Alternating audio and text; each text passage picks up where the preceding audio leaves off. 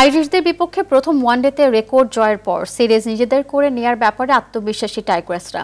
কোচের পরিকল্পনা মতো খেলতে পারায় দারুণ জয় এসেছে বলে মনে করেন টাইগার্স বোলার সুলতানা।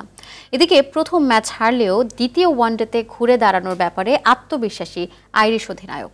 বিস্তারিত মাহফুজুল ইসলামের রিপোর্টে। রেকর্ড ব্যবধানে জয়ের পর দারুণ মেজাজে টিম টাইগ্রেস। ঘরের মাঠে খেলা, কন্ডিশনার সব সুবিধাও নিজেদের মতো করে কাজে লাগিয়েছে ক্রিকেটাররা। তবে সবচেয়ে বড় বিষয় কোচের পরিকল্পনার সঠিক বাস্তবায়ন করতে পারা, যা কিনা ক্রিকেটারদের আত্মবিশ্বাসের পালে দিচ্ছে বাড়তি হাওয়া। প্ল্যানটা মূলত থাকে হইতেছে হেড কোচের। জাস্ট আমাদেরকে বলে দেওয়া হয় আমাদের কি করা উচিত ওই টাইমে, যে একটা আপনার মিডিল অর্ডারে কি করব বা হইতেছে আপনার শুরুর দিকে কি করব, এটা ওনাদের প্ল্যানিং অনুযায়ী যদি করতে পারি, দেখা যেতেছে যে দুই একটা বল তো এদিক ওদিক হয়ে যায়, কিন্তু আমাদের প্ল্যানিং ছিল আমরা উইকেট ছাড়বো না।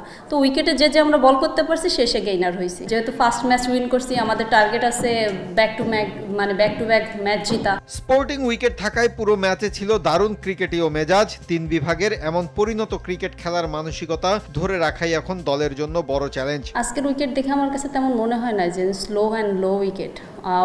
দেখবেন ওরা যখন বল করছে, ওদের কিছু বল আমাদের চেস্টের উপর থেকে গেছে। তো যদি লো উইকেট থাকতো, সেটা থাকতো হাঁটুর নিচে।